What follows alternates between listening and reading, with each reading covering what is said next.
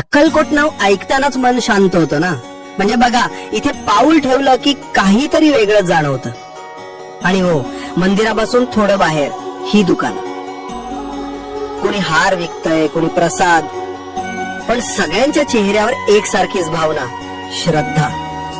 हसतमुख दुकानदार स्वामी समर्थ म्हणत आपलं सामान देतात. त्या शब्दात सुद्धा एक प्रकारचं समाधान असतं. ही फुलं फक्त विकायला नाहीत, या मागे असतो भाव. स्वामींना अर्पण करायचं एक प्रेमाचं रूप.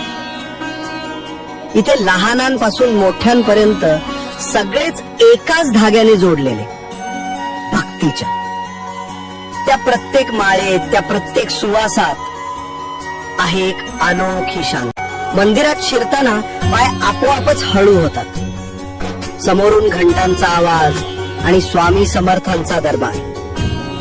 मंदिराच्या बाजूला तो वटवृक्ष आहे. स्वामी तिथे बसायचे.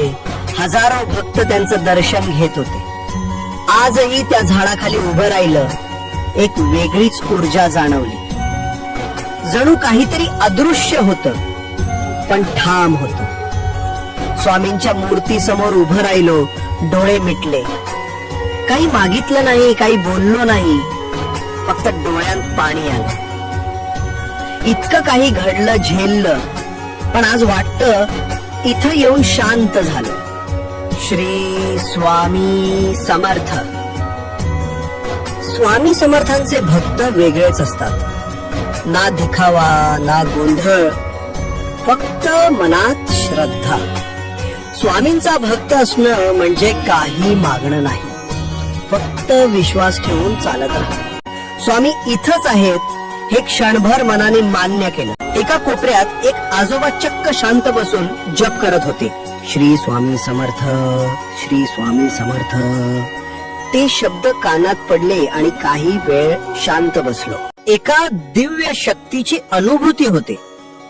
जणू काहीतरी अनामिक आपल्या हृदयात हलतं. स्वामींचं गाभारं, त्यांच्या समाधीच्या आसपास शांतपणे फिरणारे भक्त. कोणी डोळे मिटून प्रार्थना करतय, तर कोणी अश्रू ढालतोय. इथं कोणताही शब्द लागत नाही, कारण भावना बोल. मंदिराच्या रस्त्यालगत एक वेगळीच दुनिया आहे. छोट्या दुकानातून दरवळतो तो उदबत्त्यांचा गंध.